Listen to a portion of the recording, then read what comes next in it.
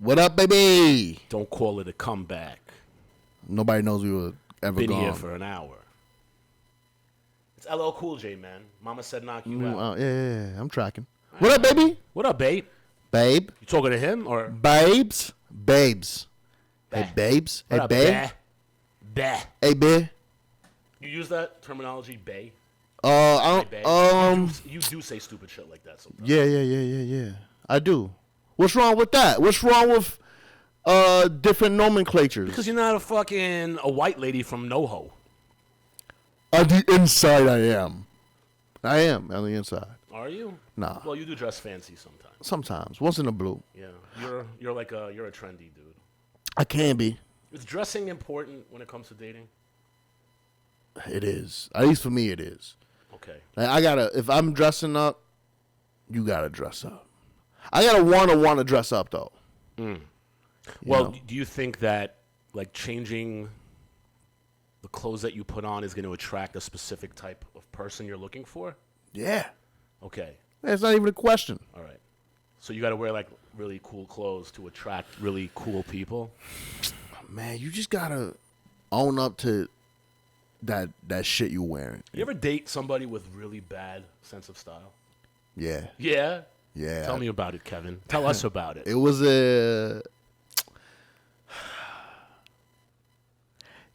like one of my exes shall remain nameless.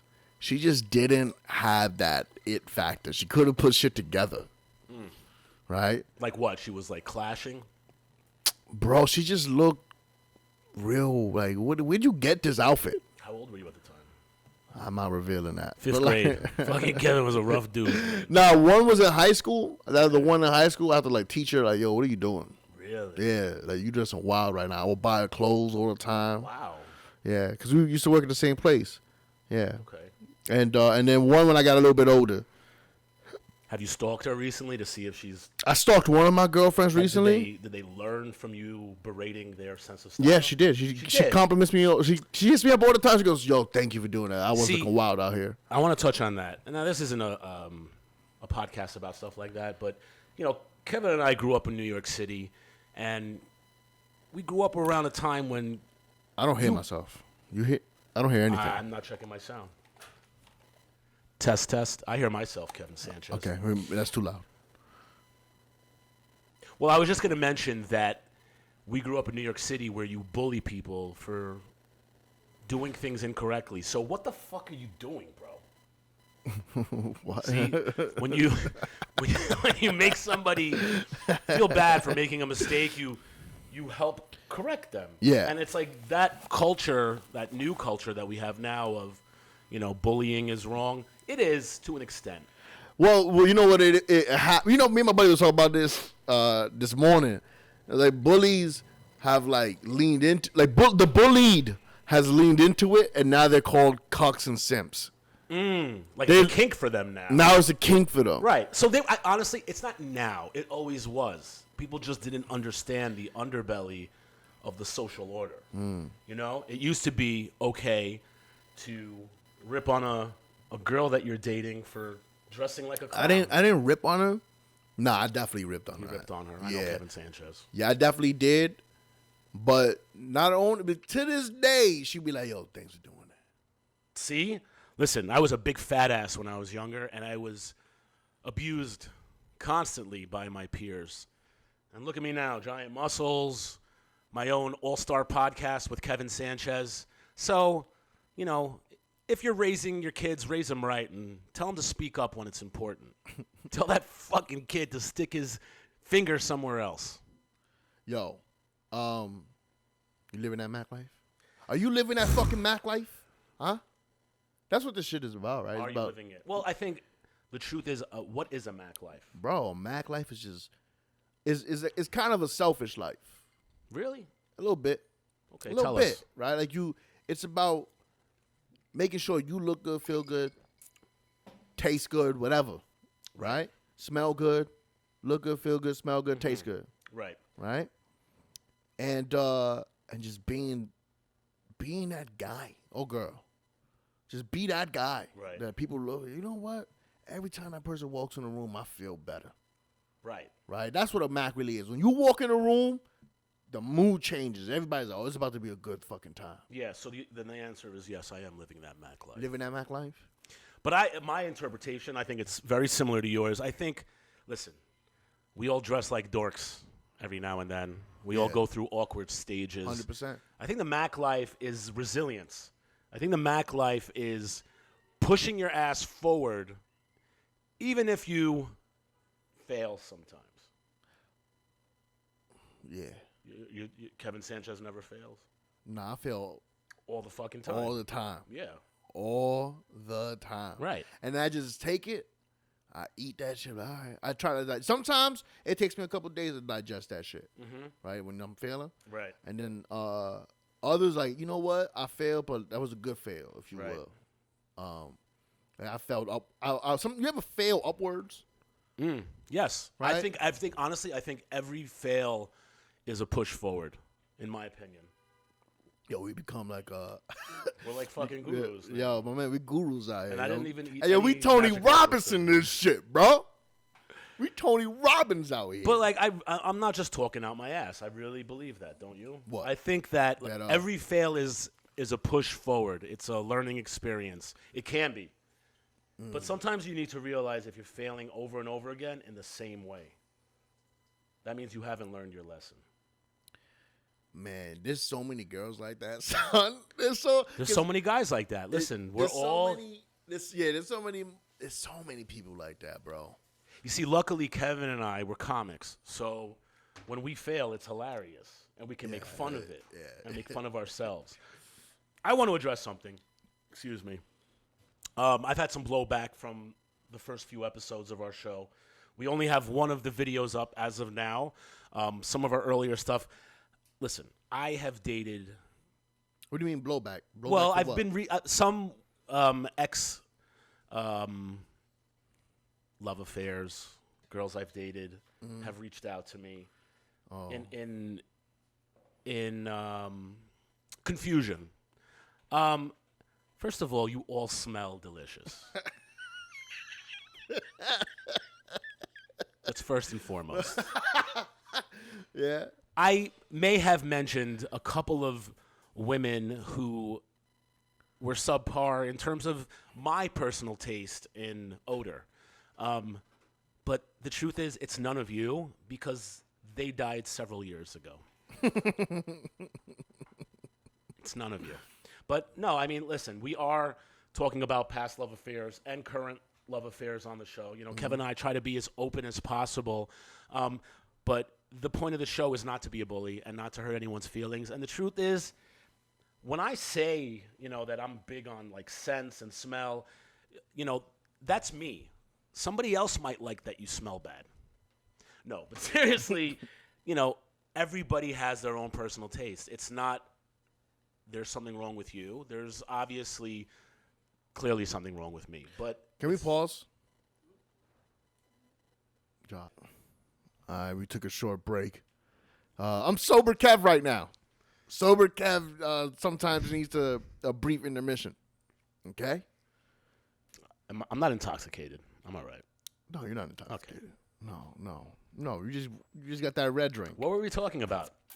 We were talking about I have no idea. We got some backlash. Oh, backlash from the ladies. Oh, yeah. Well, I think we wrapped it up real quick. And I was being facetious and joking. I don't think anyone necessarily smells bad.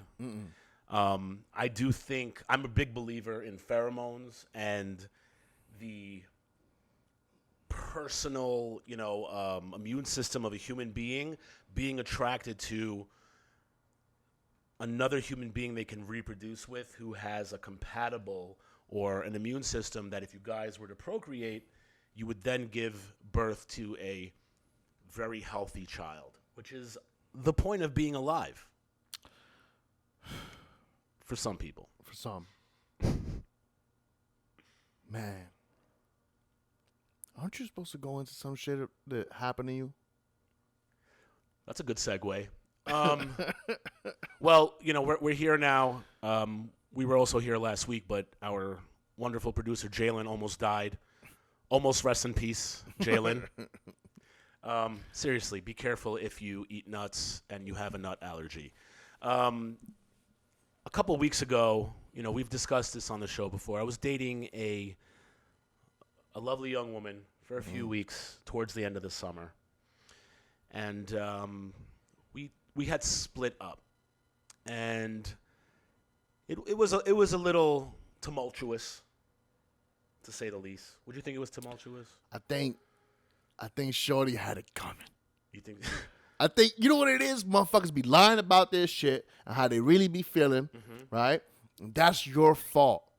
If you allow motherfuckers to act a certain way, right? And you over here hooting and hollering and blowing smoke up their ass, you can't, after you break up, be like, by the way, I didn't like you as a person.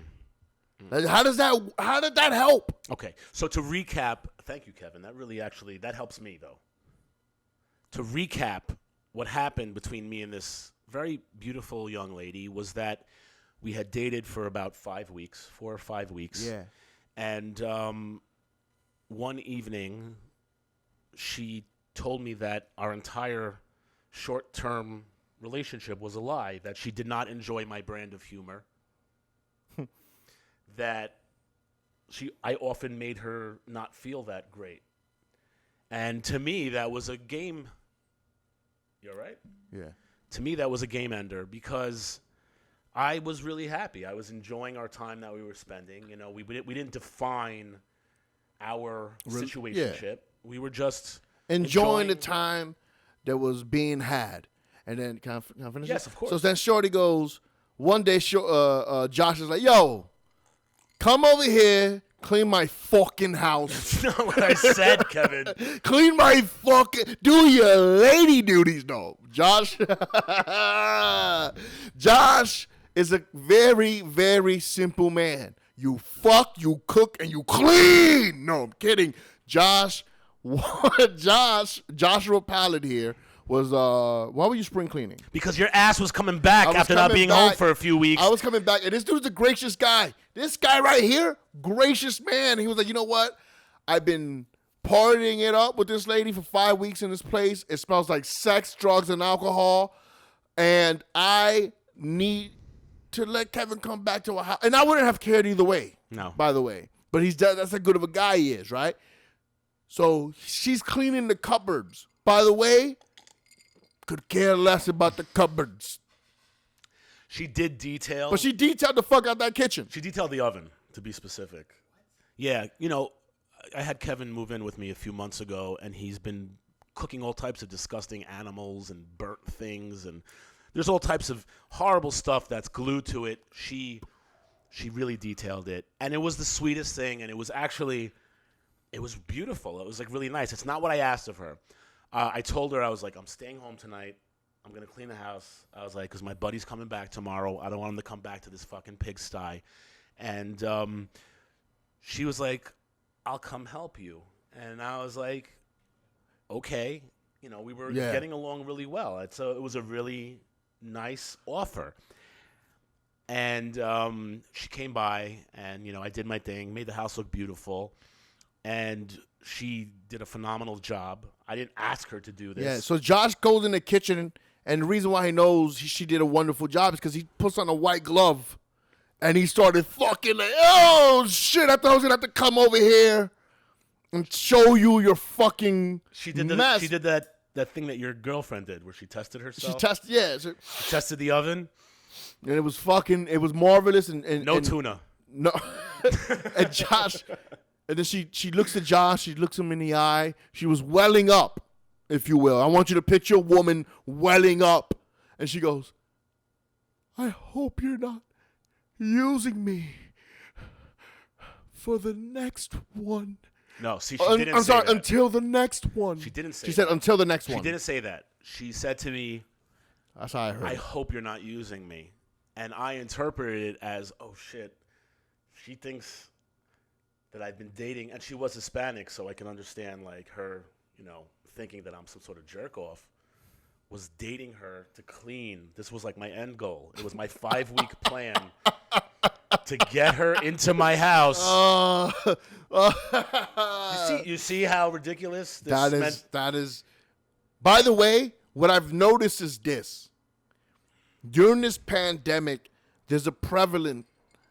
I'm sorry. It's clearly evident that there's way more mental illness out there than anyone ever thought of. Correct. Right? And we've been hiding it well. The American government has let us work. They let us work 40, 60 hours a week. Right. So that way we can hide our mental illness. Because if we don't hide it, we don't eat. Because they won't allow us to work anymore. Right? So now when people are not working, they're letting their mental illness out. Because the government is paying you to stay home. Right. Right? So this girl knows how to hide her mental illness. When you're busy, you can hide how fucking nuts you are. So I don't think she's nuts. I do. Please don't kill me. I do, because you know why I do? Because of what Josh is going to tell you next.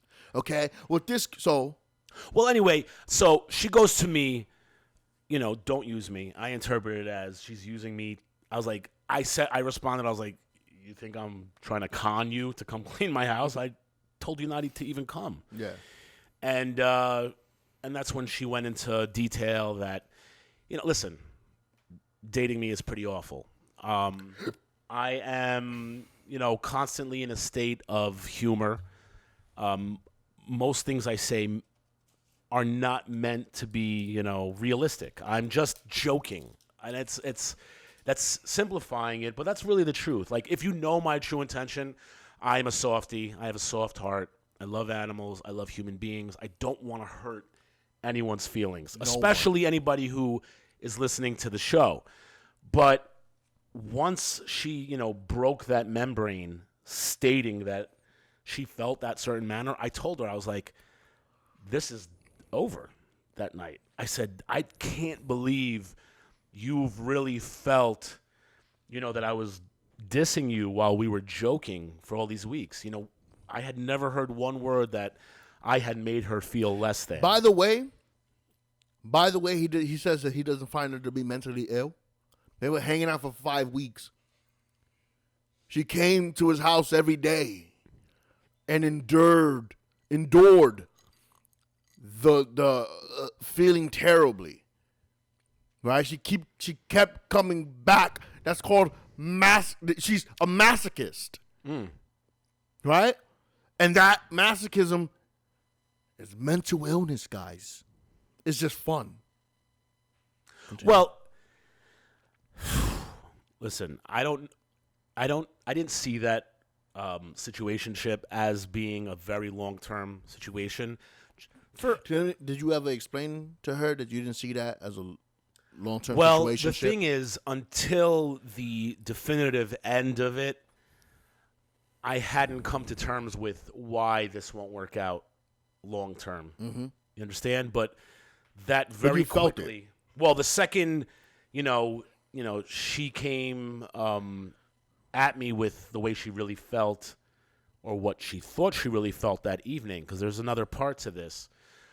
I didn't really, there's always a doubt when you date somebody. You're like, well, it can't work for this reason, and maybe this won't work out. But if you're enjoying your time, in my head, I was like, this is fucking great. The sex is amazing. She's beautiful. We're having a great time. We're getting along. All signs of mental illness. That is with me. But, it's when all those things are going well, I'm almost on auto drive. I'm like, maybe I don't know better for myself. Mm-hmm. Maybe this is the right person. Maybe I should continue to pursue this because I'm happy. I'm enjoying my time. I'm having good sex. We're laughing together. We're having, in-depth conversations about stuff. It was worthy in every moment. It was enjoyable. But I obviously didn't see the reality of what things were. So she said that to me. I told her, we had a big blowout, and I said that, well, if this is really the way you feel, and it's over. And it wasn't like she said it in the heat of the moment. She said it.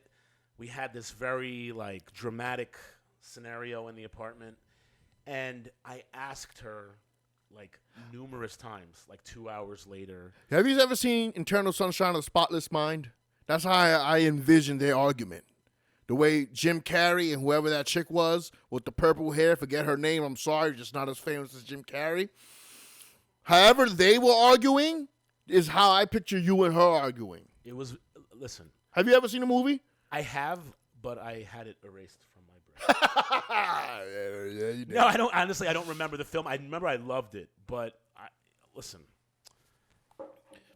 She, when she expressed it, I wasn't ready to accept it because I didn't believe it. It really didn't make sense to me. I was like, this is bullshit. We went away on a weekend vacation. We spent plenty of time together. We had great times. We had these like really philosophical talks. Like we had really nice times. And you know what? And you did. You had great times, but the whole time she was just like, it was a lie. He's making me feel terrible. So I asked her several times that night during this dramatic breakup, and she insisted. She was like, "This is how I felt. You made me feel dumb. I always felt like you were, being smarter than me, or you thought I was stupid." Which Imagine hearing that. By the way, imagine hearing, "You made me feel dumb because you're smarter than me." That's not what she said. Crazy talk. It's not what she said. And it's not the truth. She's a very smart. I'm not saying that she's not successful woman. Not saying that she's dumb. I'm not saying she's dumb. I'm not saying that you said she was dumb because you never said that. In fact, you always held her like whenever you had a conversation. This was what it was. Kev, this girl's awesome. This girl's great. She's super smart. She's into me, and she's into my brand of humor. That's all. Every time that is accurate. Every time I called him, that's all he would say. Listen, someone who's into my brand of humor is obviously and he's like, brilliant. He's like, I just wish she was Jewish. Like like that's the big thing for Josh. He wants to marry a woman who's Jewish. I have a child, or who's able to, and he feels like Hashem is punishing him for that. But but I mean, listen. My bubby, rest in peace, which we're going to do an episode on her one of these days soon, because she was one of the OG Macks. So, before you get to go to your bubby, I'm sorry. Well, go to yours, Kevin, please. I want you to get to, like, okay, this is over. You guys have broken up. We're broken up that evening. Kevin Sanchez is arriving from LaGuardia Airport at some time in the morning. He's going to then carjack a car in Astoria and get back to our hood. Because we're living in a place of crime right now. This is New York City, and we're riddled with crime right now, and I'm not going to be the one guy not doing crime. Yeah, we started a new app. It's like Uber. It's called Jacker. It tells you when there's a car close to where you need to be going, and then you carjack them. You carjack it. Carjack them. It's pretty convenient. Yeah. Like that one? That's a pretty good one. So she left very early in the morning, probably like 7, 8 in the morning, and then came back later that afternoon. And Kevin had arrived, and I decorated the house for him. I put a piñata up, full of all types of antibiotics. Yeah. Because he doesn't know what's coming home. Okay, I'm like a patriotess of pussy I've been in. Oh man. So Kevin comes back home, and then she showed up. She pops up. She showed up very sad and sad. And again, I really cared for this person, and I like everyone. I think everybody shouldn't be sad. And seeing someone who I cared for feeling really upset was upsetting. And she, continued to tell me that. Well, actually, that day she told me, I was like, she said I was PMSing, and she blamed it on her menstrual cycle. Isn't that something? Huh? Ain't that something? Have you never had that happen to you before? Oh, all the time, right? Right. But the problem is, yeah. Let me bring it up. Let me say, hey, girl, sounds like it's that time. Oh, you wouldn't make it out the fucking door. First of all, I hate those sayings. I would make it out the door. I'll push her out the way and I'll leave. There's not... Kevin, a woman has almost killed you with her vagina at least 3 times since I've met you. Anyway. So she was adamant about that it was her emotions and this. It was, what is it? Whatever it was. It was her chemistry that was causing her to feel that way. But I asked her the next day. I was like, "Do you really feel like I'm belittling you, or that like?" And she was like, "That part's true." And she said that, but then she came back in the days after to be like, "No, I was still PMSing. I didn't really feel that way, but I'm easily convinced. And if you tell me something enough times, I believe it." Yeah. Also, let me just tell you this: it's not like you PMS once a year. Yeah. You PMS every month. For 2 weeks, every month you're gonna be doing this. And for Right. 2 weeks every month, you're gonna be like, "You made me feel like a big fat fucking dummy." Right. Then maybe we can't be together. Well, you know what? Because half of you wants me and wants me to be a certain way, and then the other half of you is like, "Who is this person? He makes me feel like an idiot." Yeah, it's a lame excuse to blame it on your hormones. I Don't can do blame that. everything on my hormones. Don't do that. Don't do that. But it was sad. It was a tumultuous split, and we split up. But like, we were, still friendly. Yeah. And friends. So now we're getting back to the meat and potatoes of the story. So about a few weeks ago, somehow or another, our lines got crossed, and I was inquiring about weed. I wanted to get stoned. I had run out of personal consumption marijuana, which I mean, it's the only thing you have is personal consumption I'm marijuana. not a pot dealer. Yeah. And if I was, I'd probably smoke my entire stash.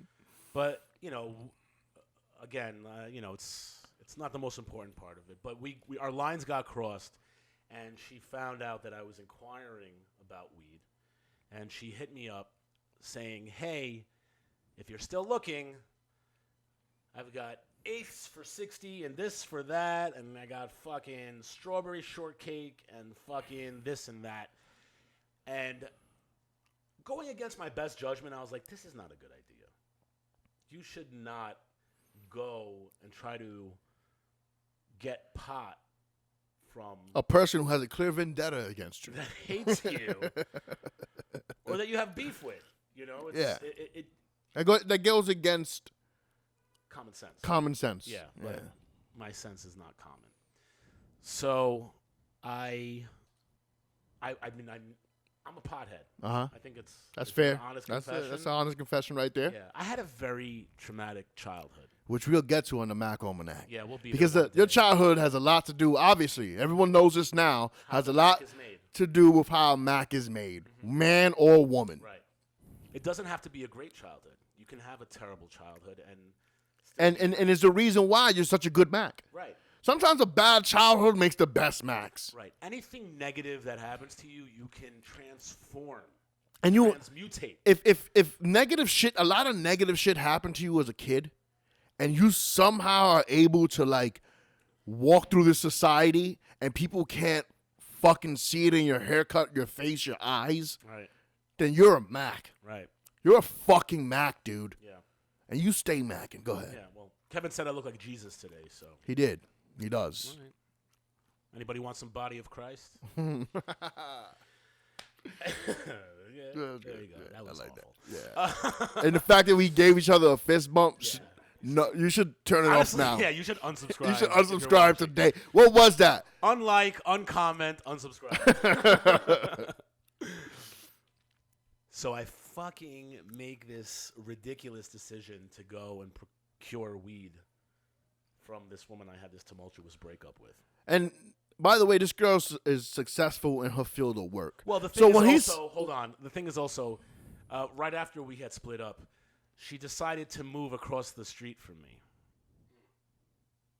I forgot about that part. Hey, man. Not literally, but literally across Queens Boulevard. Now people know From where you live. where I live. Now people know where you live. That's fine. Literally a 5-minute walk from. Now people have a time range now. Josh, I expect this podcast to blow up, and right now I live with you. Okay. I'd rather you not say exactly where people can pinpoint where we're at. We say a lot of crazy shit on here, and a lot of people don't know where we live. Don't worry. Kevin Your STDs will protect us all. Hey, come on, man. Hey, man. Kevin's on his way back. STI, by the way. Not. That's true. It was. There's a big difference. I don't know because I haven't had to deal with it. But she did. She really did. I forgot about that part. She moved into my neighborhood from her neighborhood. I mean, and let me tell you something. She did. Listen, I'm not saying necessarily that she was bonkers and that it had anything to do with me. She was very fond of our neighborhood. The neighborhood is a good neighborhood. It's a dope neighborhood. Shout out Forest Hills. Shout out Aquafina. I've heard from Forest Hills, right? Yeah. But the point is, she moved in, and then she tells me it's not how I was feeling. Flash forward, she's got pot. She's got it, and I'm going to come to her house and get it. And I don't trust myself. You trust yourself, Kevin? You trust yourself with exes? No. You ever fall back into some pussy that you used to have sex with, and you had no intention on doing that? I got to think about this. I feel like I have. I definitely have. I've definitely told myself we're just going to hang out. Matter of fact, I did it not too long ago. Recently. Yeah. You told me recently that you were going to go. I was going to go. I was going to go hang out. We weren't going to do nothing in my head. I'm like, you know what? I just want to be good friends. And what did I do? I act more stupidly. What'd you do? You bought more jewelry. Every kiss begins with K. And I know myself. Like, I can't. The flirting is just too easy. It's too easy. And, listen. When you've been with somebody and the sexual chemistry, with some, people you've been with, you're like, I know the chemistry is there. Everything else might be a fucking poison, but that is there. So I go, I'm out of pot. I'm like, all right, she moved to the neighborhood for a reason. I asked her, I was like, are you selling weed now? Because she's not a pot dealer. She has a career and everything. Yeah. And she's like, yep. So I was like, all right. So I end up texting her one evening. I'm like, hey, you're around, blah, blah, blah. She's like, yeah. And we had a miscommunication. And I end up hitting her up the next day. And she's like, yeah, I'll have it tonight around 7. Because she told me the day before. She's like, I got it. I have everything already. Yeah. Just come see me when you want. I can come to you. You can come to my place. And I woke up with the mission to get some pot and leave. But the mission was to get pot so that I could smoke weed and be okay with living in a dystopian pandemic New York City for a few more days. So I wake up in the morning, and I knew I had to go and procure pot from this woman. Sure. I was afraid I was going to have sex with her, okay? That's the truth. And I did happen to have some mushrooms of a magical variety left over in my apartment from a very long time ago that I found on the street. And I said to myself, at the end of a rainbow. At the end of a rainbow. Now, I don't know if you've ever partaken in that, Kevin.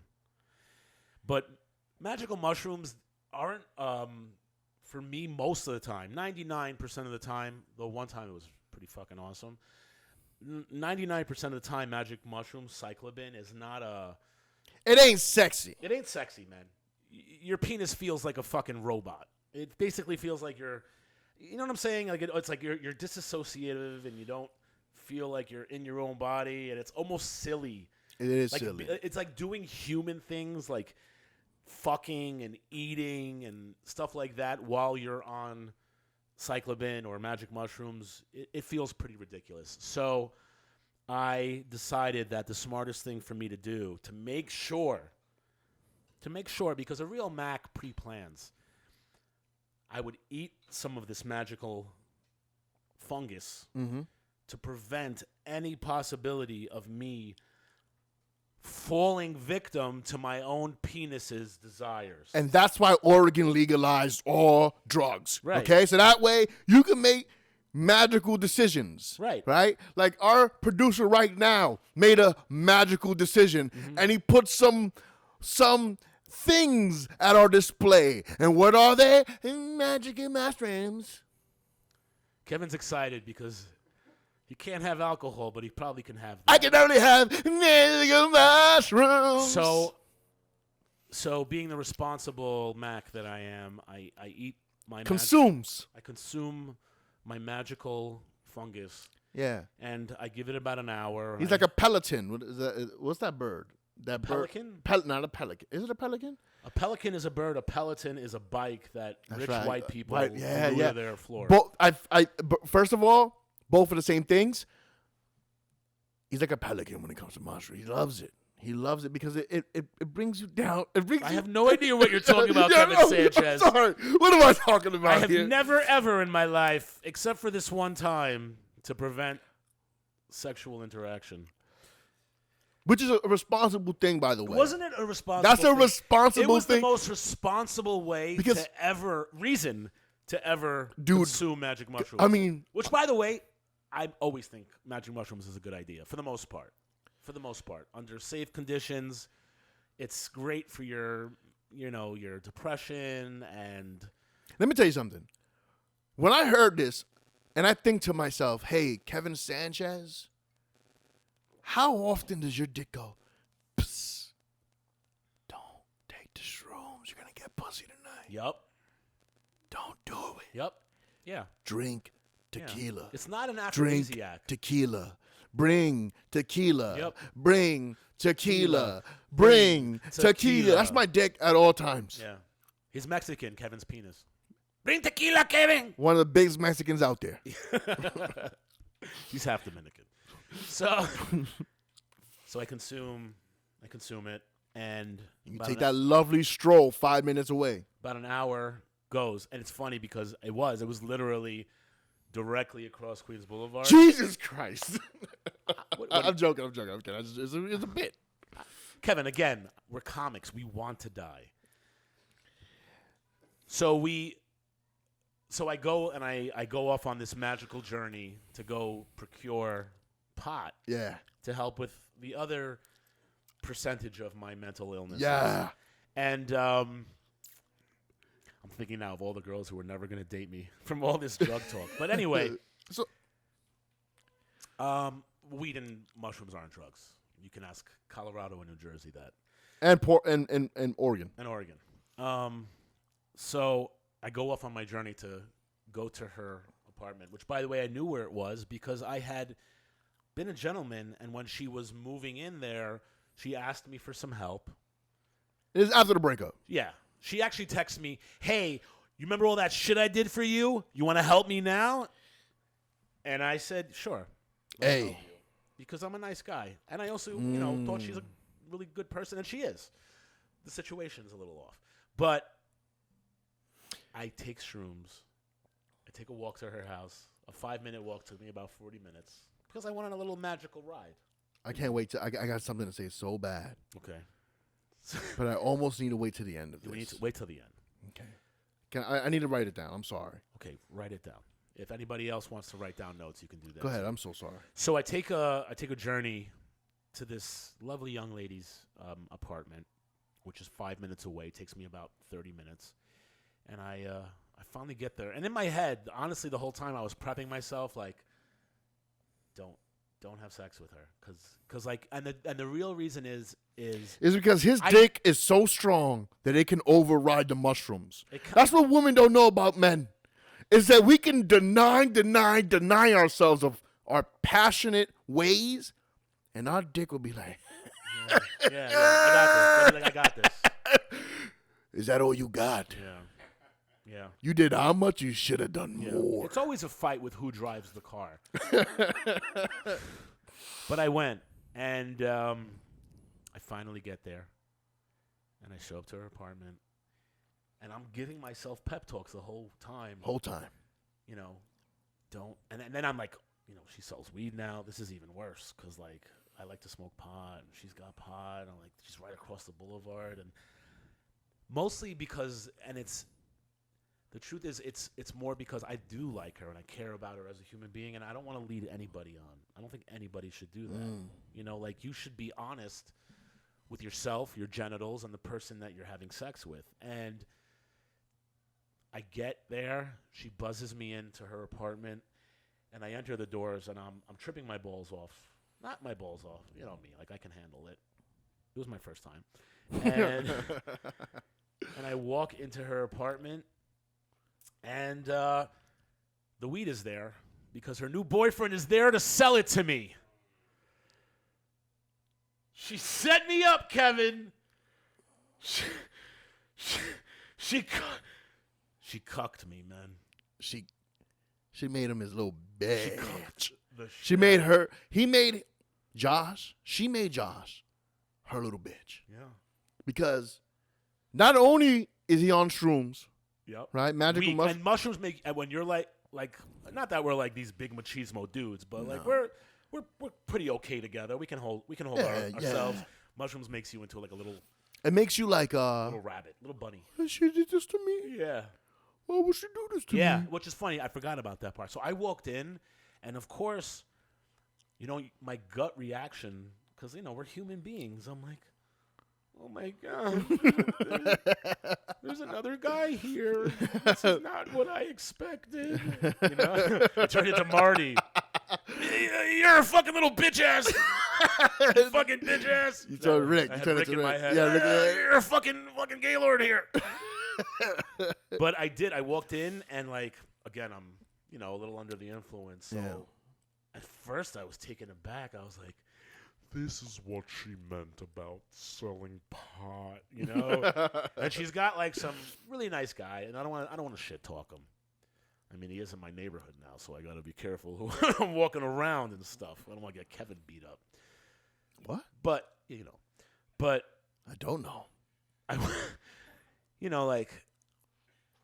When you're intoxicated, you're a little bit more vulnerable. Yeah. So probably within the first minute or two, I'm like, my heart. Yeah. This is somebody I slept with, and maybe there was a chance. Yeah. And then immediately I went, holy shit, this is going to be the greatest Mack Almanac story ever. And I spent some time there, and I smoked with them. This guy was a nice guy, lit me up on a blunt. And I didn't, at first it's like, oh, maybe this is just her friend. But, I sat there, and she's like, baby. And he's like, yeah, baby, get that. And I'm like, baby. I was like, that person licked my butthole, man. I don't know whose baby that is. I mean, listen, just because you want shrooms don't mean you can't get petty. Yeah. It's fucked up. I've been doing my push-ups lately, doing my shit. Yeah. And I swear it wasn't the purpose of it, but I got there, and because I got lost on my 5-minute walk, and it took me 30 minutes, I was schwitzing. I was sweating. So I was like, can I take my sweatshirt off? And I take my sweatshirt off, and the guy was a little skinny. But a little thin. But I spent my time. I bought some medium quality products from the dude who's now banging this woman who I had a short long-term affair with. But it was, it's good in life when you get kicked down. Mm-hmm. Again, I think we spoke about that earlier. Let me ask you a question. Do you know if this is a new guy or is this a guy from a past? I have no idea because I don't really care. I know. Now, I only ask this question because she's mentally ill. And Josh won't say that. And he's never even... I'm the only guy who's saying this. Because I'm listening to this story, and I'm thinking, man, why would someone invite someone they used to fuck to meet someone they're now fucking, and allow them to enter their new home and sell drugs out of it? You know who does that? Josh. Do you think she told him that, mentally ill people? Yeah. Fun people. The kind of people we like to spend time. Oh. See, I'm already going flaccid over here. Hold on, I got it. It's stick it back in the hole. It's baffling to me. And Josh, I'm sitting here and I'm listening to you talk about this. Yeah. And this is what I wanted to tell you. You know what your mental illness is? Yes, Kevin. Denial. You know why it's denial? Because she's a bad person. I don't think so. No, you are. And I'm hearing the story. I've been hearing nothing but the facts. Well, I've been hearing your side and his side because this guy is pretty fair, right? you're a bad person. That's the way I feel. And I don't care about you. I don't want to fuck you. I'm never going to fuck you. I'm never going to want to be in a relationship with you. I don't need to know you as a human being. But from what I do know, you're a bad person. I don't agree with Kevin. I don't think she's a bad person. I think she's a lovely person. I think, listen. Who does that? What if that would have went really awry? What if he didn't do shrooms that day, and he went in there feeling a little bravado? Mm-hmm. You know how that could have ended up? Yeah. Dudes, we're just coming out of the caveman era. Yeah. It's not that long ago. Yeah. We still have caveman mentality. Yeah. And that could have easily went south real fast. And I got to tell you, what if Josh was feeling away that day? Because I've seen Josh do crazy shit before. What if Josh got there a little tipsy, a little ready to go with you, dick's a little hard, and then he gets there, and he's like, you know what? I'm going to get smoked out at least for this embarrassing moment. And then you start calling your boyfriend babe, and he's calling you babe. And Josh goes, it's funny that you keep calling her babe. She licked my asshole. What if Josh felt like that day? Mm. How were you going to stop that? Mm. You weren't. You wanted something to happen. Mm. And that's why you're a bad person. That I agree with. You're a bad person if you want shit like that to happen. I mean, and honestly, I don't know if that was her boyfriend, but they work being very babe type thing. And if that was the case, yeah, what if I was a psychopath? What if I was a psychopath? But it happened. So now we have to backtrack, but it'll tie everything into the beginning of the episode. I received a congratulatory message on Instagram from somebody I have no idea who they are. No idea. Right after we released our first few initial episodes of the Mack Almanac, which I think we're going to archive a couple of them because, Kevin and I were still finding our bearings. We've performed and done other stuff together, but, new venture. It takes a little time to find your footing. I received a message on Instagram from a random admirer who wrote to me, "Love your podcast. You guys are so funny. You're always talking about how bad women smell and how we should be smelling better. You should give advice on how to smell better and give advice on different perfumes that women could wear to make themselves smell satisfactory to you." I had suspicions that this was the same person. Suspicions at this point. Right after leaving from this fiasco. Same person you're saying. That I went to go. The woman. Yeah, okay. The woman who sold you weed. Yes. Her boyfriend. Her boyfriend sold you weed. Right. Okay. And I might be wrong, but I had a suspicion that these might be the same people, which leads me back to the same thing. She smelled fantastic. Oh yeah, she did. She never. I don't know if she did. Josh told me. Kevin might know, but she really did. She smelled. I've only been with, I think, one, maybe two, and one of them actually I got used to it after a while. That had a smell that I wasn't too comfortable with, and I had a suspicion. I go there. I have this weirdo, fucking surprising time. I leave. I'm still in shock because I got in there. First of all, don't fucking do that to dudes from Queens. Don't surprise them with somebody else when you're supposed to meet them to do anything. Because I don't want to fucking meet your friend I never met before, especially when I'm fucked up. I had no plans on meeting somebody new. You understand? To me, an introduction to somebody should be done under mutually agreed upon. Oh, yeah. Mention, hey, there's going to be a couple of people here while you're doing this illegal activity. Correct. It's not that, that's just common courtesy. That's common courtesy when you're doing things that are not technically legal.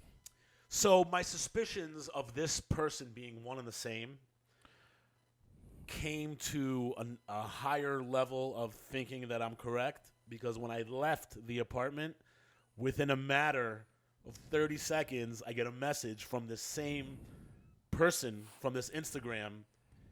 Hey, can't wait to hear your next episode. And now you're going to hear you do. it. So shout out to you. I still think you're awesome. I know who you are, though. I know it was you, Fredo. Hey, listen. Tell you what. Keep following. Maybe one day you stop being a bad person like I think you are. Not a bad person. And you become a Mac. Maybe because what you did was un-Mac-ish. Yeah. That shit was definitely un-Mac-ish. like a Mac. You got Mac-tarded. A Mac is about having self-respect enough to respect others. And yourself. Self-respect enough to respect others. Right. And what you did was not like that shit is wild. That's some shit I would tell my sister. Like if she did some shit like that, I'd be like, you a dumb bitch for that. Are you crazy? Yeah. Do you not understand the ramifications of your actions? Yeah. Or what could have been the ramifications of your actions? Most people don't, and that's why, like, we have to be forgiving and we have to be compassionate. And I was even questioning, like, I wrote to... Man, I got to say, Josh, I miss when mental illness was a secret. Well, I miss it, man, because people are just too open with their mental illness and they just do things. Well, the world is connected now. Like, we have social media. Like, people put their shit out there. The thing is, the crazy thing is, like, I think one of the biggest purveyors of mental illness, like the biggest show and example, we used to just talk to people on the phone, but now you can text somebody. Mm-hmm. You can send them how mentally ill you are. I think when people write stuff, it's easier for them. Oh, you see, for me, it's the opposite. For me, it's like I start writing some stuff. I'm like, you know what? 75% of this shit don't need to be said. That's for you and for me. You know how many stuff I've written and I fucking highlight it all and delete that shit? Yeah, what am I doing right now? Yeah, we filter it. Who are you? Listen, we're all fucking disturbed. Yeah, I'm not. We're all a little mentally ill. The difference between somebody who's really fucking fucked up and who isn't is that they know to not fucking send it. Yeah. Keep that shit to yourself. Keep it to yourself. But the people who are just like, yeah, this is going to go well. This is going to change everything that we've been through. This will make her love me. It's not. It won't. It's not. It won't. I've been that guy who like once, and I barely was it then, but I was that guy once who it was clear she didn't want me anymore, but I wanted her. Like I wanted to stay in that relationship. I loved her. Right. First and last. I wouldn't. If somebody now don't want to be with me, I'm not a persistent guy. Are you a persistent guy? No. I don't know. No. I think that real love and real attraction is easy. Anything that you have to fight super hard for, you're a fucking stalker. You're a fucking stalker. There is nobody in this world that you think you're infatuated with that if you put more effort into, unless it's more effort into getting wealthy, is going to change anything for you. Wait, what do you mean by that? If you really like somebody and they don't like you, trying to get them to like you harder via normal methods, meaning writing them shit, buying them shit, maybe buying them shit, but pursuing them more aggressively is not going. It's the opposite. It's pursuing somebody who's not interested from the gate will only make them be more unattracted to you. Josh, I think I told you this in private. I don't think I said this on the Mack Almanac.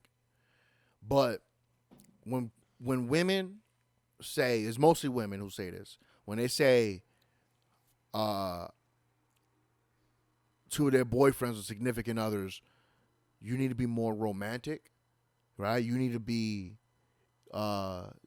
pretty much just romantic. When women say that. When women say that shit, it's because they still need you to motherfucking give them a reason to be with you. Right? That means they don't really like you like that. Right. I think it means... I really believe that shit. Like, because like when you like somebody, anything seems romantic. Mm-hmm. Anything seems romantic when you like somebody. Right? Oh, shit, they text me in the morning. That was so cute. They mean romantic. They want romantic. What does that mean? What? They want someone else's dick. They want, yeah. If someone thinks you need to be more romantic, they're telling you they need you to be somebody else. Yeah. And that's not the person you should be that's with. Not you. That's not for you, the bro. Person you should be with. And it comes back to the same conclusion that I had with this young female that, ended up in this ridiculous scenario. As I always say on the Mack Almanac, you should be who the fuck you are from the gate. Be the person you are. We all are attracted to people and we're like, oh, if I could be with this person, if I could present to them the better version of myself. No. Be who you are, because you'll find the person who wants to be with who you are. Nobody can keep up an illusion forever. Nobody can pretend to be somebody else forever. I'm going to tell you something. Sometimes we're right and we know what we're talking about. Right. No, sometimes we know what we're talking about and sometimes we don't. Either way, we're right. Mm-hmm. This is the Mack Almanac, son. Like, we're telling you, when you listen to this fucking podcast, right, your balls drop. Your balls drop. Man and women. And let me tell you something. When you're a woman and you're listening to this, you become trans. I'm sorry. You become trans, okay? Your balls drop, you become trans, and in that time period, do yourself a favor. Start asking for raises. Mm-hmm. Okay? Don't let nobody talk over you. Mm-hmm. Okay? And I'm sorry. And be as independent as possible. Mm-hmm. But let me also tell you something. If it lasts for more than 3 to 4 hours, seek a doctor. Mm-hmm. Listen, take it from Kev. He's transitioning. Shout out Kev Sanchez list. Always. So, yo, can I ask you a question? What can I? Oh, go ahead. Go ahead, finish. All right, no, go ahead.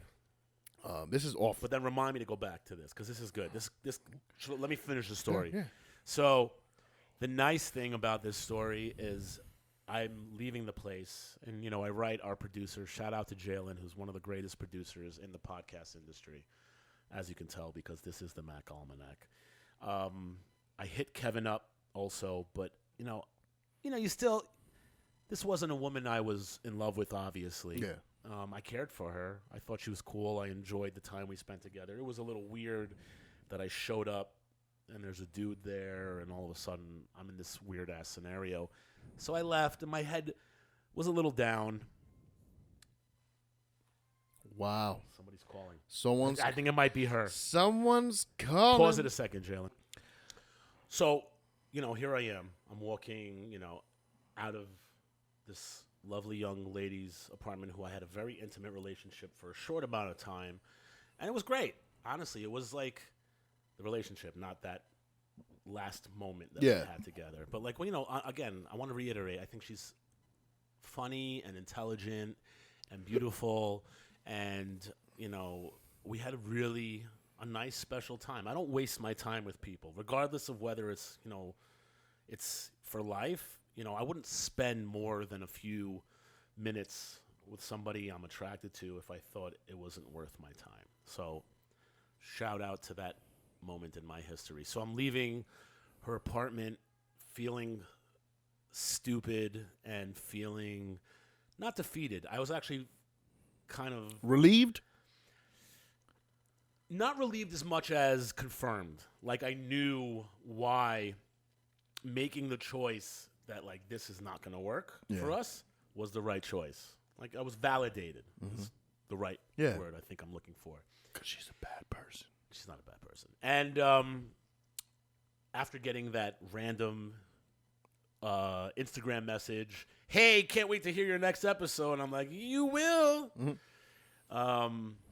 I also got a message or a text from this beautiful young girl that I've been flirting with, which I actually wanted to speak about today as well. So is there anything else you need to add to this story? Because I just wanted to tie in another segment. I just want people to know that we're comedians, and sometimes we say things for comedic purposes, We don't do drugs or any of that stuff. Or buy them, sell them. Use them. We don't endorse them. We think they're terrible for you. And honestly, they should burn down Oregon. They should burn down. Yeah. What's the other places? Colorado, gone. Yeah. Gone. Yeah. Venezuela? No. Portugal. Portugal. Yeah. Portugal. Yeah. Not a vacation spot. Well, no. Now we sound facetious. We're not pro. No, we're kidding. We're kidding. We're responsible adults who choose to do things every now and then. That's up on you. But anyway, I'm leaving.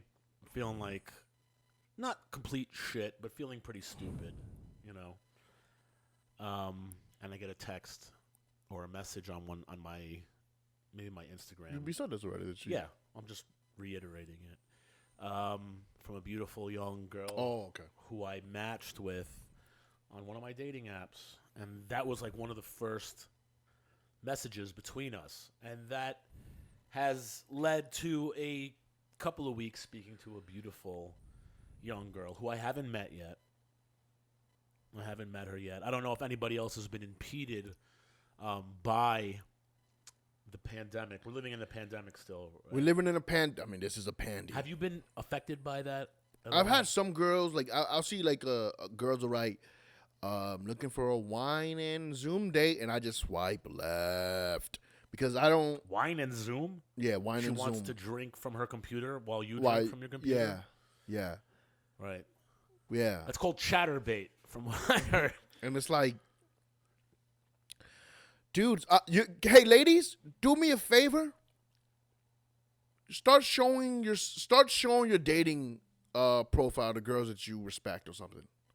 So that way they can ream you out. Because some of the things they write on there, it's fucking disgusting. What do you mean? Some of the things, like for one, hey, everyone is promoting their Instagrams. Right.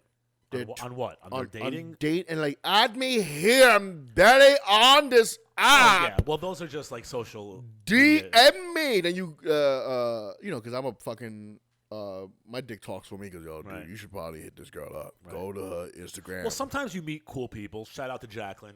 She'll be on the show soon. And, or like, right away, it's like, if you voted left or you voted right, swipe left. Like, it's like, yo. Oh, like political like, no-nos? Like, if you like the cops, go away. Wow. Why? I don't know why. Like, what are you guys doing? I don't know what politics has to do with dating. I think that, we're humans. We're so stupid and small. And to, like, incorporate these, like, big, beliefs into something that's very simple. It's more if about... If you're not ready to simp for me, go left. Yeah. Isn't that crazy? Personally, I don't see what... Listen, you should have similar beliefs in the person you're dating for long-term happiness, but that should never impede on love and on romance and on connecting with somebody else because you disagree about stuff. In fact, I think disagreeing is like the fundamentals of life. I mean, that's what existence is. We have different perspectives. We've had different lives. And if you eliminate the possibilities of love and of romance because you don't off the gate believe in the same stuff as the person you're attracted to, you're an idiot. You ever hear... You're an idiot. You know why? Because you date them and then you slowly convince them and draw them to your side. And that's how Josh makes girls feel dumb. No, I don't do that. And I don't want to convince anybody to be on my side. You have anything to add over this, Kevin? No. So the upright part of this ridiculous, interaction of getting cucked and being forced. Should have been ready to simp for her, bro. I can't do that. I know. Keep going. Do that. My father was, the Mack of all Mack daddies. Rest in peace, Dad. And my stepdad. My stepdad was 25 years older than my mom. What a fucking guy. 30 years old, he met my mom. He was 55. I kill them all. I'll be set for life. Frank, pay attention. So, the bright part was I had this budding situationship with this beautiful young girl off of one of my dating apps. And we started talking. And it culminated to where we were actually supposed to meet this weekend that just passed. Yeah. And I was excited for it. And I have my reservations. She's, first of all, beautiful, beyond what I deserve. She's very smart, really pretty, really well put together. And we were going to meet this weekend, and she starts hitting me up on Friday to bail out on meeting. She said she was still living at home with her folks, and they were a little bit older, and she didn't want to expose them to the possibility of coronavirus, and she also works without any more details. Whatever it was, it just didn't seem like she said, I needed more time. I don't think it's right. I know you're single. I'm not asking you to wait around for me.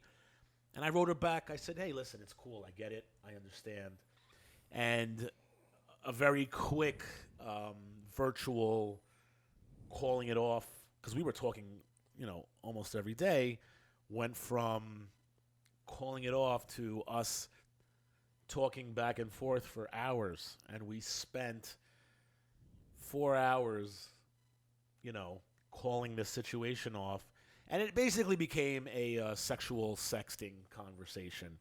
And I broke my personal Mack Almanac rules, which is, Kevin and I are up-and-coming superstars, and I decided several months ago, if not over a year ago, that I was no longer going to participate in the sending of cock pics. Yeah. Well, for some inside information, just to catch everybody up, Kevin has a gigantic penis, and he said he's had one of the most professionally taken the Picasso dick pics. Dick pics taken. Like, and on our I got the Picasso of dick pics. Yeah. And let me tell you something. His dick is going this way, that way. The balls are over there. No. I have a man. It's one of the. It should be, honestly, if there was a dick pic art room, mine should be the display. It's from 5 years ago, I think. Wait, what year were we in? 20. Can you still send a dick pic from 5 years ago? I'm gonna let you know right now. It's been longer. Wow. Okay, it's been. I took that dick pic in 2013, and I made sure I kept it saved because it's just, when you see it, you got to be into big dicks though. If you're like, oh shit, I'm not really into big dicks, and it's just not for you. And there's some girls out there like that. Right. And it's and I'll be truthful. My dick is nowhere near as big as it looks in that picture. It looks like it's down to my knee. I don't know how. I think that day it was down to my knee. I don't know how it happened, but it was right. It was a picture that was right before I was about to get hard, right? And I was like, oh and I was like maybe about to jerk off, and for some reason I caught myself in the mirror, and I was like, holy shit, and I took a picture. It's the greatest dick pic of all time. Don't listen to anything Kevin says. His penis is humongous, okay? I have an above-average size penis.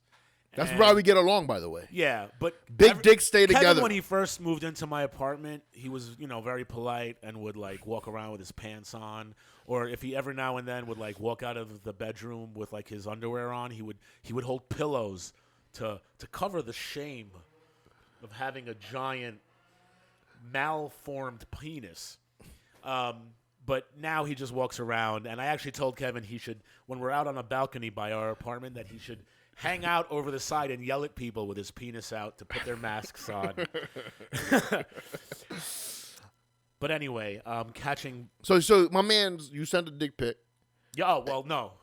So we started sexting, and I break my rules because this girl is just so beautiful. Yeah. And but it was more than that. Because, listen, I've dated very beautiful women, and I've talked to very beautiful women.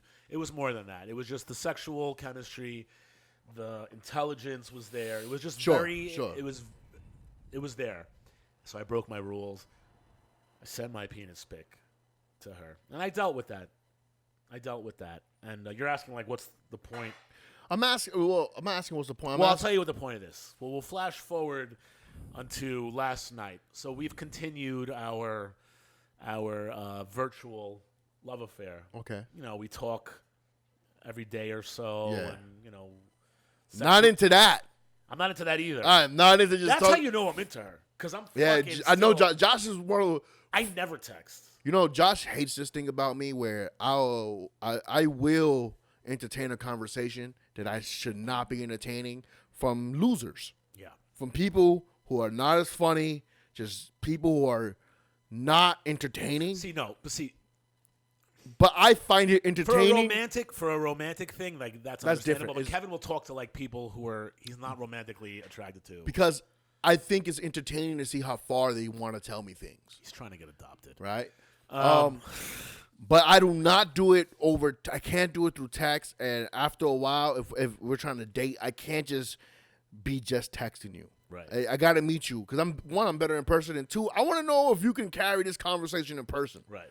You know. But go ahead. I'm sorry. So no, but like, listen, we spoke. I believe we spoke. We sent pictures, videos.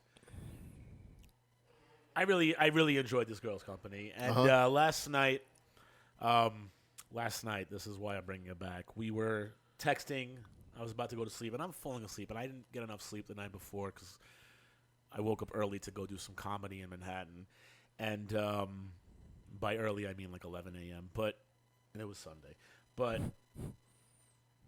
her and I are texting back and forth, and she sends me a short video of her. This one is clothed. It was like a good night video. Yeah. But she had, like a push-up bra on, and her breasts were out. Mm. I didn't tell you about this because this is really funny and embarrassing. Okay. So, and in some of our earlier conversations, she had sent me something that expired, and I wanted to take a look at it just in case it disappeared. So I screenshotted it when she sent it to me, and I did not know that Instagram will notify you if you send somebody something and they screenshot it. You fucking idiot. Wait, what you mean? She sends me a short video of her just being voluptuous and sexy and be like, hey, whatever the fuck she's saying. And the last time she had sent me some other video, it disappeared. I clicked off of it and it was gone. I don't know how the fucking difference is. So I was like, I want to see these boobs. I'm not missing out on this. So I force my phone to screenshot it, and she writes me, hey, did you just screenshot what I sent you? Oh, no. So what was your response? I was like, does it say that? I go, does it say that? And and that's one of the reasons I really dig her, because she called me out, and I was like, Jesus Christ, I'm such a fucking dork. Wait. So, what did you tell her? I said, listen, lady, you forced me to give you a cock pic, okay? I think we're even now. But the thing is, actually, I wanted to bring this up. I love a girl, by the way, who likes a good dick pic. I love a girl who's like, yo, send me that dick, daddy. More than that, I actually, what's funny? Yeah, I love a girl like that. Leading to the next question, she asked me, she goes, did you screenshot it to show your friend? I'm like, I don't do that. I don't share pictures of girls who I'm interested in.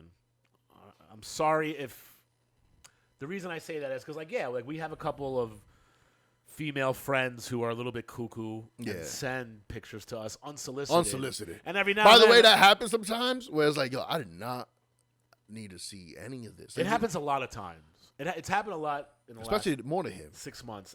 So listen, if you constantly send me pictures of yourself in levels of undress, there's a chance I don't show it to everyone. I might be like, yo, Kev, look at what we got today. But if I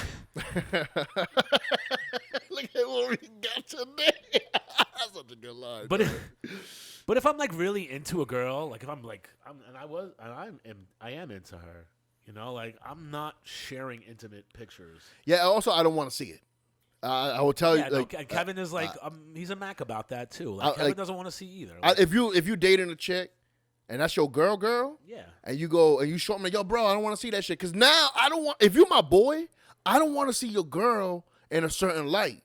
That's just a Mac rule. If you a Mac among Macs, you be like, yo, bro, I don't want to see your girl like that, bro, because now I'm a fantasize. I'm a dude at the end of the day. I'm going to fantasize about your chick. You want me to be masturbating your chick? Yep. You want me to send your girl my dick pic? Yep. I don't think so, bro. We don't share any pictures of a girl.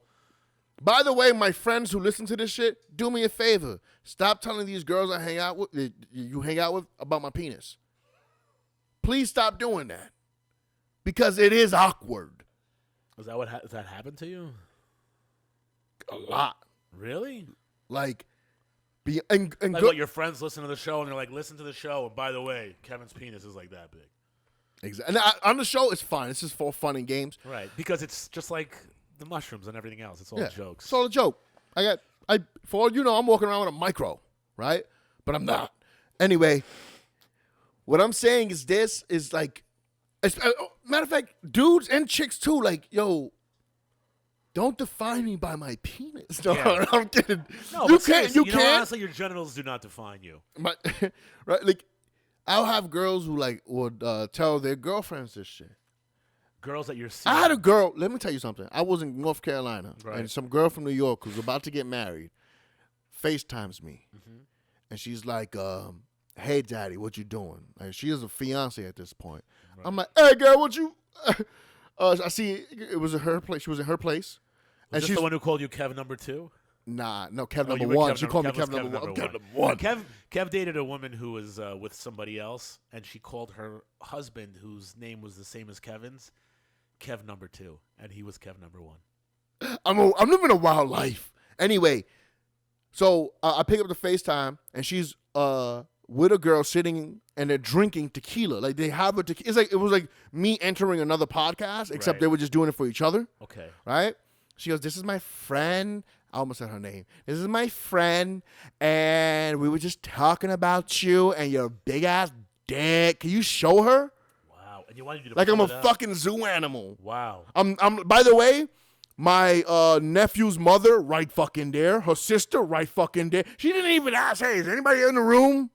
Jesus Christ. Right? Wait, where were you? I was in North Carolina. But where? In someone's house? I was in the living room. Oh, well. Of my brother's house. That's expected. Right? So I'm like. It's not Kevin's blood brother, so they couldn't have, something genetically to compare. So, yeah. So, I'm like, yo, I'm around people. She goes, "Whip it out." By the way, women are disgusting, by the way. Like. By the way, every woman who Kevin describes becomes a drag queen. I don't know why. Yo, I gotta tell you something. Okay, tell us how. I want to reveal a secret. Right. I want to reveal a secret about, like, there's sometimes where you about to go on dates, and you're not up for it. Like you ever had, like, okay, you talk to a girl on Sunday, right? And she goes, "Let's meet for drinks on Thursday." Right. I'm down for that. I could do that. Then you feel down. Sometimes Sunday you might be Sunday down. I feel down. Right. Like, fuck yeah, girl. Right, you haven't jerked then, off yet. Yeah. And then I jerk off. I party with some other chick, and it's like Wednesday. I'm like, or Tuesday. It's Tuesday, and I'm like, damn, I kind of want to cancel this shit, but I might want to do it Thursday. So you don't say anything. So you know what I do? What I do is I reset. Right. And the way I reset is, and if you're lucky, you can do this too. I have a very flamboyant gay brother. Okay. Right? So what I would do is I go hang out with him. Okay. I go hang out with him, become 35% gay. Oh, okay. Right? Become 35%. You lift your shirt up, you have your belly up. No, it's not even that. It's like the way I'm talking is a little bit more gay. I'm doing way more gay accents. Right. I'm like talking. Does that turn women off? I don't know, man. No, it's the best thing you could do. Really? I swear to everything I love, I become more flamboyant. That's how you friend zone a woman. No, you just no. You gotta listen. Okay. So I'm 30% gay, and I definitely cannot go on a date when I hang out with my brother. When I hang out with my gay flamboyant brother, I automatically become like 30% gay, which is risky, right? So like, only 30% gay. Until that's all foreskin when it comes to Kevin. Only 30% gay until dusk, and then after dusk, I have to bring it back down.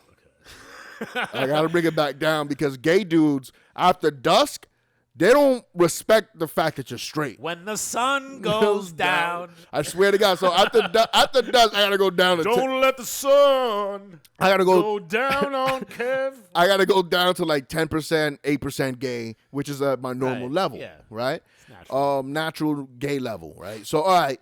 So, but then what happens is I hang out with my brother and I become very flamboyant, right? And I'm teetering at like a 10 to 15%. So you're like 30%. No, yeah. I'm like, I go down to like 20, 15% gay by Thursday, and I'm the coolest girl. I'm the coolest.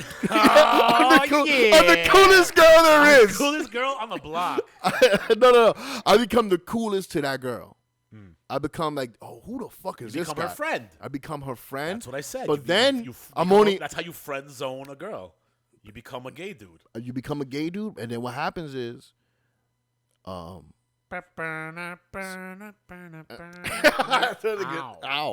And then what happens is this: I start putting the charm on. That's it.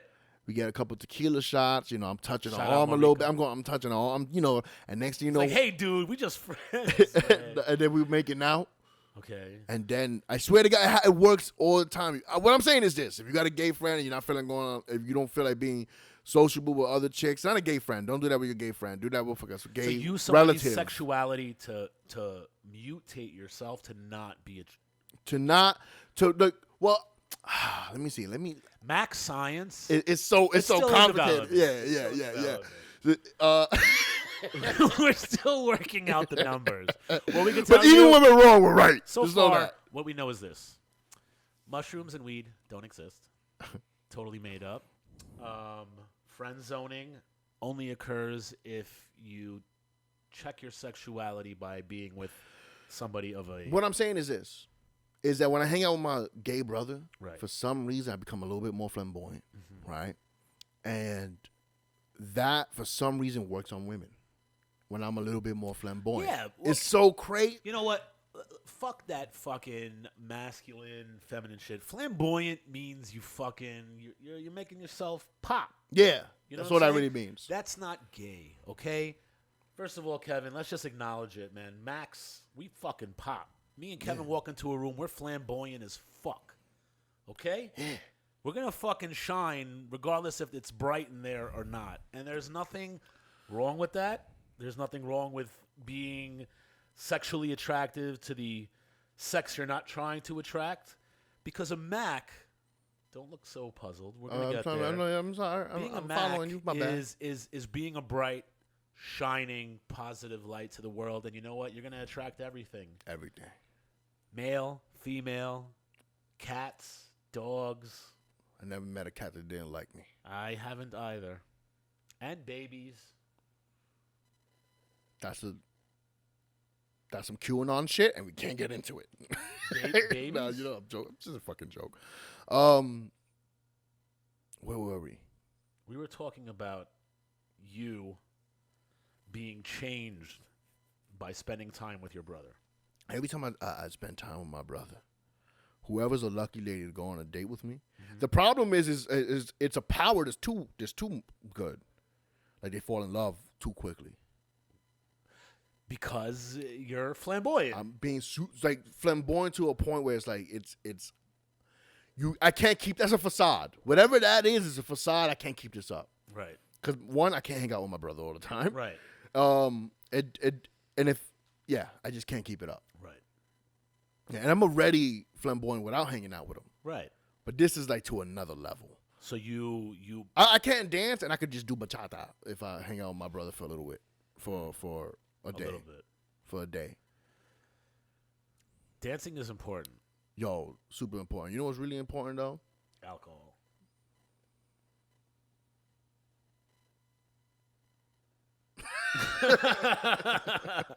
It all comes down to alcohol. Kevin's been sober the entire podcast.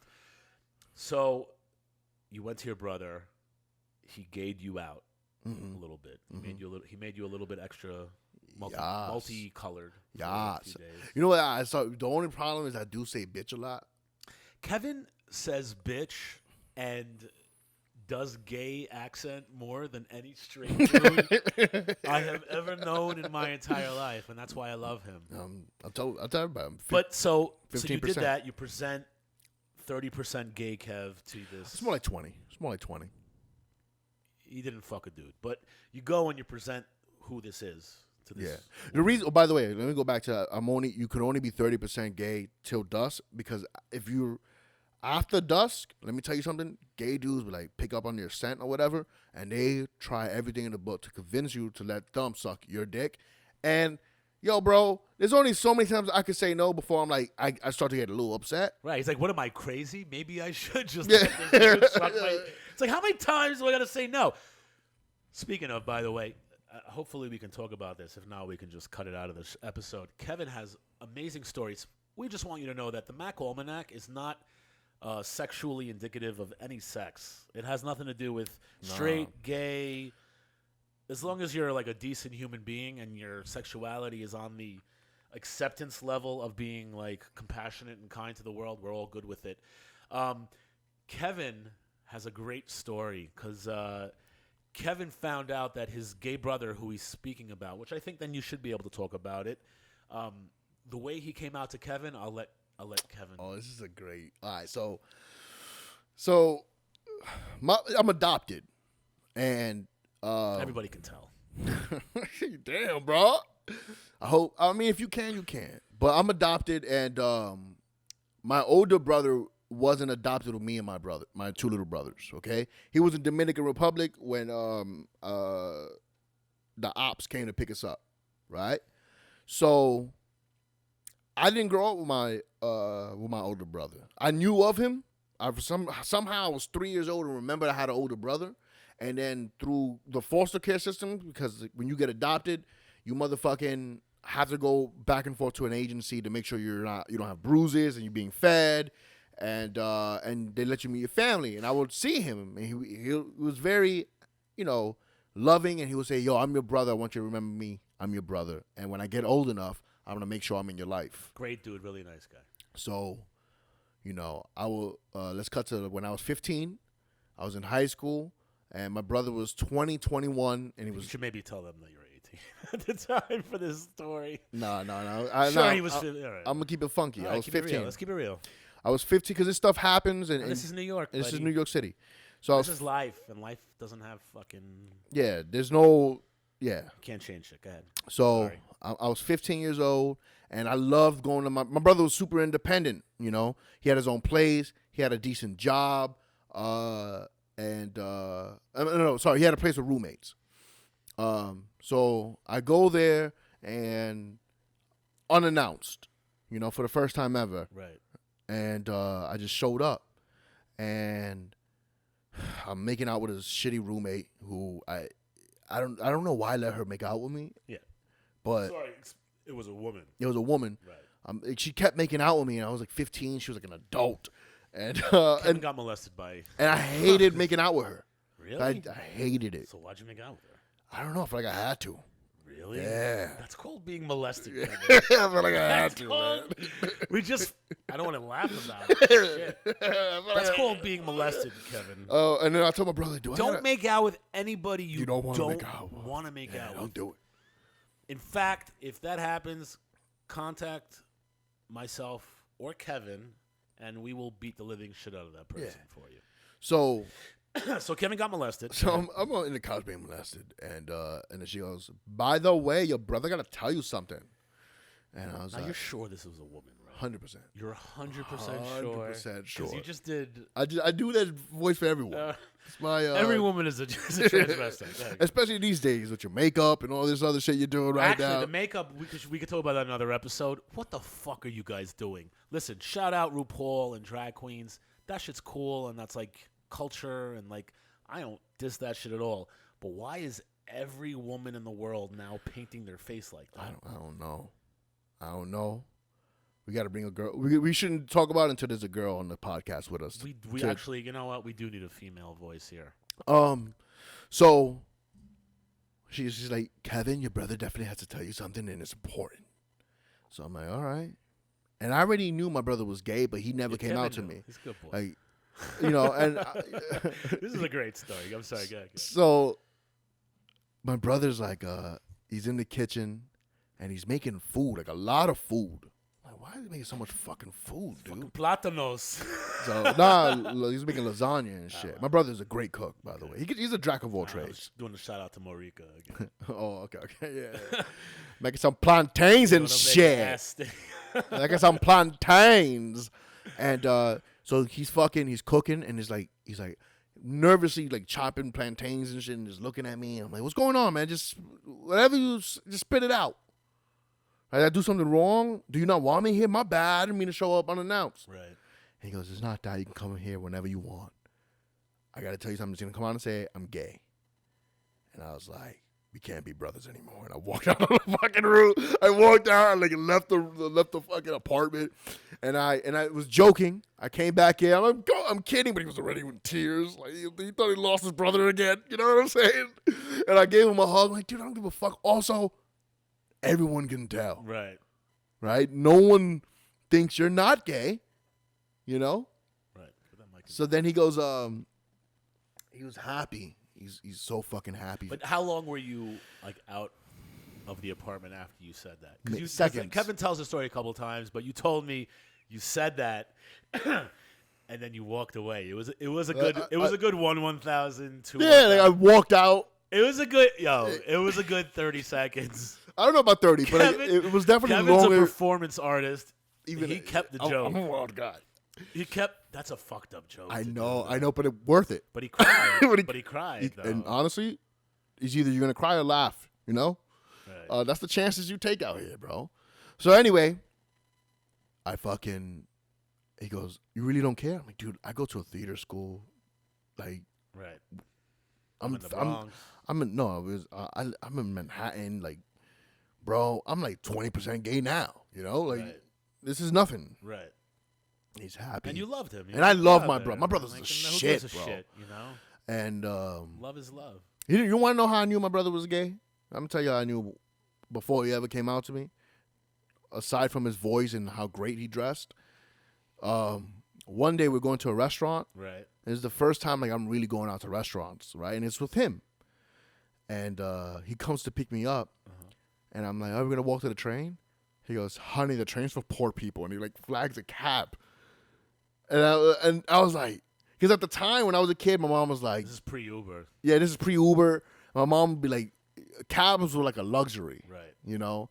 He goes, honey, we don't. He doesn't say honey. He goes, Kevin, we don't do that out here. We take cabs. And he takes it. And I felt like shit. I was like, he's right. Right. What are we doing? So why did you not start sucking dick from that day on, Kevin? Dude, I should have. Every day I wake up and like. Brother had a plan to get out of the hood, Kevin. Every day every fucking day I wake up and like, God, just let Kevin me. has the greatest brothers in the world, by the way. And one day we're gonna hear all about it because we're gonna have the book on them. But really, shout out to all of Kevin's brothers, and shout out to any kid who's been adopted and who fucking made it this fucking far and been this successful, because it's a tough fucking world. It's a tough world. You got to earn that love. You know what I'm talking about, love, kid. man. You got to. So we can all, we all start off wrapped up in the newspaper. So my brother comes out to me as gay, and then he goes, "Okay, so you don't care?" I'm like, "No, I don't care." And he goes, "Good. I got something else to tell you." I'm like, "What? What else could this be?" He's also a murderer. And he goes, 27 drag queens are about to walk through this room right now. I forgot about the end of the story. Right? I'm like, "What?" He goes, "Yeah, are you comfortable with that?" I'm like, "Yeah, sure." This is as he's cooking the plantains. This is as he's cooking the plantains and shit and Kevin the lasagna. shows up unexpected. His brother comes out the closet. They have this emotional moment together, and then he says, just now you know I'm gay, but also I have a party that's about to be here. Bro. Within, how long did it show up? Honestly, like 5 minutes, Like bro. they were hiding them. In the they had a lobby hiding of drag queens. Bro. That's the best coming out of the closet story ever. So, bro, when people say 20 people are coming to your house, you expect 7, 10. Right. No, 20 fucking drag queens walk through makeup. This is in the hood, by the way. Right. In 2007. Yeah. We were still saying no homo. Right? This is not a place. Not at that party. Not at this part. It was all homo. So, bro, they walk in there. They're they're like getting their wigs done. You hear the fucking high heels coming up. They have a show they're gonna go do in Jersey. Yo, I'm in shock. I'm like, I've never been around this many gay people. This is 2006, 2007, bro. Right. This is a different time. It's not that big of a different time. For me, it was. Right. Well, it's pre-corona. So that's gonna be crazy. That's gonna be a thing. And then and they're acting like they came up and they're like, "Who is this? Is this your brother Nathaniel? Oh my God, he's so cute. How big's your dick?" No, for real, is it as big as your brother's? I didn't need to know any of that, dude. Yeah, and that's why Kevin always says, "Wait, don't hang around when the sun goes down. Yeah, don't. That was after dusk, bro. That's all. Thank you. That was after dusk. That was your blood brother too. That's my blood brother. So they knew how big Kevin's dick they was. They knew. They're like, there's two of these fucking things, and this was a fucking freak of nature. He goes. So yeah, they were like, so you're not gay? I'm like, no, I'm not. I'm not Sorry, gay. bitch. And then he was like, how many other brothers you have? And are their dicks the same size? Are they relentless? Really? Relentless. Well, and that was how my brother came out to me. yeah. He came out to me. We had an emotional moment, and then later he traumatized me. How did he traumatize you later? With 20 drag queens coming he into means like moments later. moments later. So listen, they actually offer this service. If you're homosexual watching the Mack Almanac and you want to come out to your family, we have this service set up for you where Kevin's brother will show up with him and 20 drag queens. So whether they accept it or not, either way, you're leaving in a party. Yeah, it'll be a party. That will be a And you know what? As long as you all come from love, that's what it's about. That's what it's about.